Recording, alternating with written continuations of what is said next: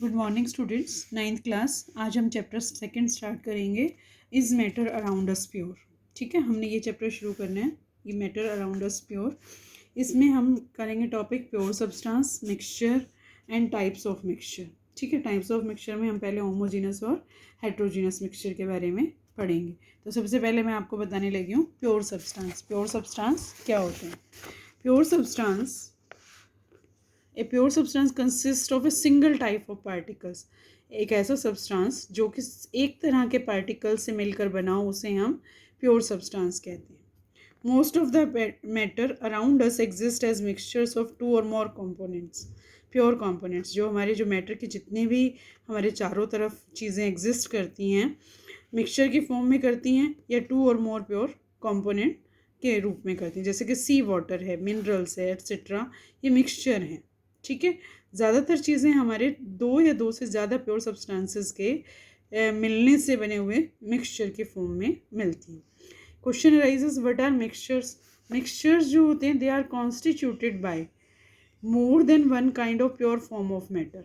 जो मिक्सचर होते हैं वो क्या होते हैं? जो एक से ज़्यादा तरीके के प्योर फॉर्म के, जो एक से ज़्यादा तरीके की चीज़ें होती हैं, एक से ज़्यादा तरह की जो चीज़ें होती हैं, उनसे बने हुए होते हैं, उसे हम सब्सटेंस कहते हैं। मीन्स मिक्सचर आर दो substances which are made by more than one kind of pure form of matter. जो एक से ज़्यादा प्योर सब्सटेंसेस से बनी हुई हो, उसे हम मिक्सचर कहते हैं। जैसे dissolved dissolved sodium chloride can be separated from water by physical process of evaporation, but sodium chloride cannot be separated into sodium and chloride by physical means. Sodium chloride जो हम कॉमन सॉल्ट खाते हैं घर में, उसको अगर हम water में डिज़ोल्व कर दें तो उन दोनों को हम अलग कर सकते हैं इवेपोरेशन से।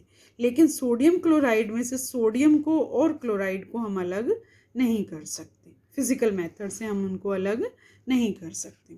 What are the types of mixtures? Mixtures के क्या क्या टाइप हैं? ठीक है, mixture are of two types, जो हम जनरल पढ़ेंगे पहले, वो टू टाइप्स के हैं। One is homogeneous mixture and second is heterogeneous mixture.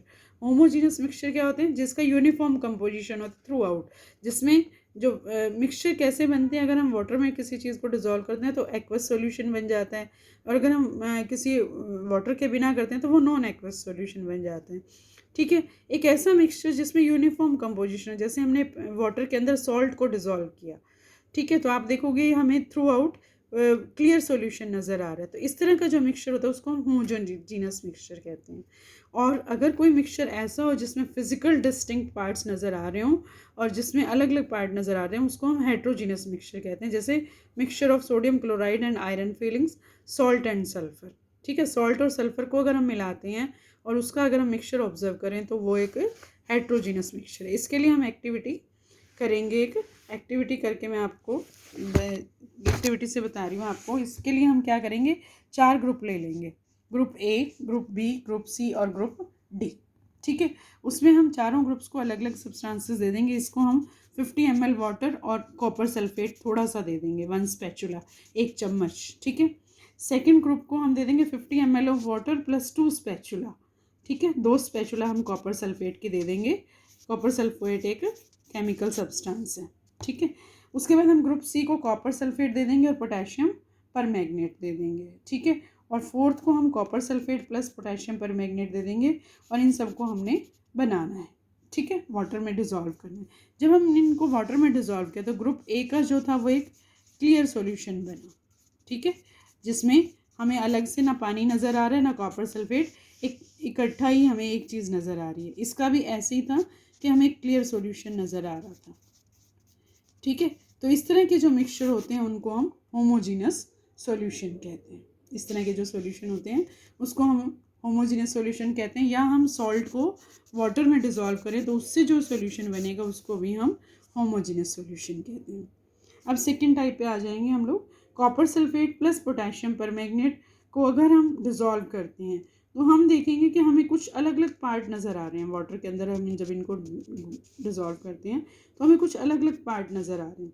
Means इसमें हम अलग अलग दोनों को देख सकते हैं। इस तरह का जो है एक क्लियर सॉल्यूशन नहीं बनता। इस तरह के सॉल्यूशन को हम हेट्रोजीनस सॉल्यूशन कहते हैं। अगेन कॉपर सल्फेट और पोटेशियम परमैंगनेट, इसमें हमने क्वांटिटी अलग अलग कर देनी है, कम ज़्यादा कर देनी है, जिससे कि हमें पता चले बस इनके उसमें जो कंसंट्रेशन है उसमें फ़र्क आएगा। इसमें जो है कंसंट्रेशन ज़्यादा होगी, इसमें कंसंट्रेशन कम होगी। इसमें कंसंट्रेशन क्योंकि हमने 2 डाली हैं तो ज़्यादा होगी, और इसमें 1 डाला है तो 1 है डाला है तो कम होगी। ठीक है, तो इस तरह से होमोजीनियस और हेट्रोजीनियस सॉल्यूशन हम कर सकते हैं। अब एक और एक्टिविटी करनी है हमने, जिसमें हम ग्रुप ए, हम जितने भी हमारे पास चीज़ें हैं उसको हम 4 ग्रुप्स में डिवाइड कर देंगे, group A B C D. ठीक है, ग्रुप ए को हम देंगे few crystals of copper sulphate, थोड़ा सा कॉपर सल्फेट प्लस वाटर, और इसको हमने स्टिर करना है, डिज़ोल्व करके सॉल्यूशन बनाना है। ठीक है, सेकंड में हम क्या करेंगे, एक स्पैचुला लेंगे, उससे थोड़ा ज़्यादा कॉपर सल्फेट देंगे फर्स्ट ग्रुप से, और उसको वाटर में देंगे, और उसको कहेंगे कि इसको अच्छे से स्टिर करो, गोल घुमा के इसको सॉल्यूशन बनाओ। थर्ड ग्रुप को हम देंगे चॉक पाउडर, जो हम चॉक यूज़ करते हैं, और उसको वाटर में डिज़ोल्व करने के लिए देंगे उसको, और उसको हम कहेंगे उसको अच्छे तरह से स्टिर करके सॉल्यूशन बनाओ। और फोर्थ को हम देंगे फ्यू ड्रॉप्स ऑफ मिल्क और प्लस वाटर, उसको हम स्टिर करके उसको डिज़ोल्व करने को कहेंगे। ठीक है, तो इसमें जब हम करेंगे इस तरह से काम, तो हम देखेंगे कि एक सॉल्यूशन बन गया है। ठीक है, चारों में सॉल्यूशन बन जाएगा, लेकिन उन सॉल्यूशंस में से कुछ चीज़ें क्लियर सॉल्यूशन में बन जाएंगी, कुछ चीज़ें जो हैं सस्पेंशन में बन जाएंगी, उनमें चीज़ें कुछ रुकी हुई सी नज़र आएंगी, और कुछ कोलाइडल सॉल्यूशन बन जाएंगे। ठीक है, जिनके बारे में मैं आपको कल बताऊंगी डिटेल में। बस उसका एक जो चीज़ है वो मैं बताना चाहती हूँ, अगर ये हमने सॉल्यूशन बनाया और उसमें से हम बीम ऑफ लाइट पास करते हैं, सपोज करो ये इस एक बीकर में भरा हुआ है, हमने कॉपर सल्फेट और वाटर को इसमें फिल कर लिया है, और यहाँ पे हमने एक टॉर्च रखी है, और इस टॉर्च से हम अगर हम लाइट इसके अंदर डालते हैं, it do not show the path of light in between that solution. इस रास्ते में से हमें इस पार्ट में से हमें ये जो बीम ऑफ लाइट है ये नज़र नहीं आती। ठीक है, तो इसको हम कहेंगे, इसको हम क्या कहेंगे, दैट इज़ नोन एज, इसको हम कहेंगे no scattering of light, and इस लाइट जो है स्कैटर नहीं हो रही, इसमें से नहीं जा रही है। ठीक है, जब हमने ग्रुप बी में से यही किया तो उसमें भी यही हुआ। ठीक है, उसमें भी क्योंकि सेम था लेकिन इसकी कंसंट्रेशन ज़्यादा थी, तो इसमें भी इस तरह से बीम ऑफ लाइट नहीं पास हुई, और बीच में हमें रास्ता उसका नज़र नहीं आया, पाथ ऑफ लाइट हमें नज़र नहीं आया।